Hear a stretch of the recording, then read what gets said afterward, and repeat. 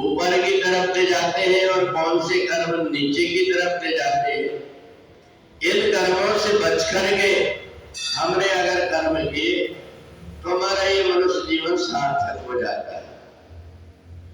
अज्ञान के कारण, भ्रम के कारण और कुसंग के कारण व्यक्ति उन कर्मों को करने लगता है जो उस मनुष्य के नहीं, वो जानवरों के हैं, वो राक्षसों के हैं। उन कर्मों को व्यक्ति करने लगता है तो उसका पतन हो जाता है। उसका इतना सुंदर शरीर जब जानवरों की योनि में जाता है, जब राक्षसों की योनि में जाता है, उसको अपने पहले जन्म की याद रहती है कि मैंने ये गलती किया था, इसके कारण से मेरे को ये हुआ। बाद में पछताता है, परंतु तब पछताए होत का जब चिड़िया चुन गई खेत, अब उसके हाथ में कर्म नहीं है करने के।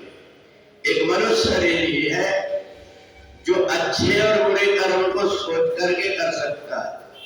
तो इसलिए भगवान ने चौथे अध्याय में कर्म की गति बड़ी कठिन है, इसको सहज रूप में समझाने के लिए कहा कि हमें उन कर्मों से जितनी अपनी सामर्थ्य है उतनी ताकत लगा करके, बुद्धि लगा करके बचना चाहिए जो कर्म हमें पतन की तरफ ले जाते हैं। और दूसरा व्यक्ति जब देखता है ऐसे कर्म करते हुए हमें, तो ये कहता है कि देखो ये मनुष्य होकर के अधम कर्म कर रहा। तो इसलिए इन कर्मों के द्वारा जहां मनुष्य अपना पतन का रास्ते में जाता है, उन कर्मों से जब हट जाता है तो अपने आप उसके ऊपर परमात्मा की कृपा होने लगती है। उसके पिछले जन्म के बहुत सारे ऐसे पाप कर्म हैं जो उसको भोगना पड़ता है, परंतु परमात्मा जब उसकी वृत्ति को देख लेते हैं कि सुधरना चाहता है, अपने आप को बदलना चाहता है, अपनी कृपा से पूर्व जन्म के पाप कर्म से उसको बचा लेते हैं।